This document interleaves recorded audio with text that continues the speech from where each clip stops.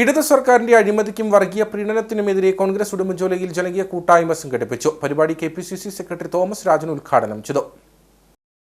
ഇടത് സർക്കാരിന്റെ ഭരണത്തിന് കീഴിൽ കേരളം മുഴുവൻ അഴിമതിയുടെ വിളനിലമായെന്നാണ് കോൺഗ്രസിന്റെ ആരോപണം. എല്ലാ വകുപ്പുകളും അഴിമതിയുടെ പിടിയിലാണ്. സംസ്ഥാനത്ത് ഒരു കാര്യവും സുതാര്യമായി നടക്കാത്ത അവസ്ഥയാണെന്നും തോമസ് രാജൻ ആരോപിച്ചു. അവിടെ ജോലിയെടുക്കാൻ വന്നവർ മുഴുവൻ ആളുകളും അവരൊക്കെ സ്വയം സന്നദ്ധരായി സേവന സന്നദ്ധരായി വന്നവരാണ്. അവിടെ ഭക്ഷണമില്ലാത്തവർക്കുള്ള ഭക്ഷണം ഈ നാട്ടിലെ ആളുകൾ നിരവധിയായ ആളുകൾ സമാഹരിച്ചവർ കൊണ്ടുപോയി കൊടുക്കുക. അവിടെയുള്ള ആളുകൾക്ക് ഉണ്ണാനും ഉടുക്കാനുമുള്ള വസ്ത്രവും ഭക്ഷണവും ഈ നാടിനെ സ്നേഹിക്കുന്ന മനുഷ്യനെ സ്നേഹിക്കുന്ന കേരളത്തിലെ മാത്രമല്ല ഇന്ത്യയിൽ മാത്രമല്ല ലോകമെമ്പാടുമുള്ള മനുഷ്യ സ്നേഹികളായ ആളുകൾ എത്തിച്ചു കൊടുക്കുക.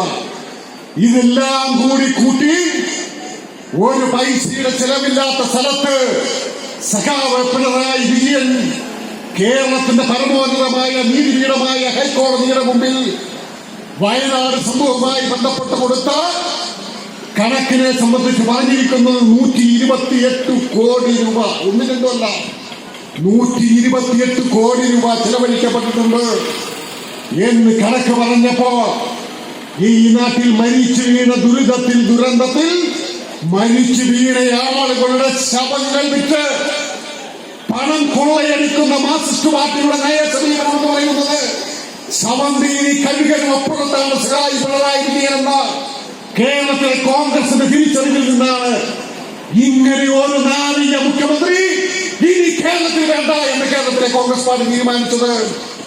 കോൺഗ്രസ് ഉടുമ്പൻചോല മണ്ഡലം കമ്മിറ്റിയുടെ നേതൃത്വത്തിലാണ് ജനകീയ സദസ്സ് സംഘടിപ്പിച്ചത്. LDF ഭരിക്കുന്ന ഉടുമ്പൻചോല പഞ്ചായത്തിലും സുതാര്യമായി ഒരു കാര്യവും നടക്കുന്നില്ലെന്ന് സമരക്കാർ ആരോപിച്ചു. മണ്ഡലം പ്രസിഡന്റ് ബിജു ഇടക്കാർ അധ്യക്ഷനായിരുന്നു. KPCC മീഡിയ വക്താവ് സേനാപതി വേണു മുഖ്യപ്രഭാഷണം നടത്തി.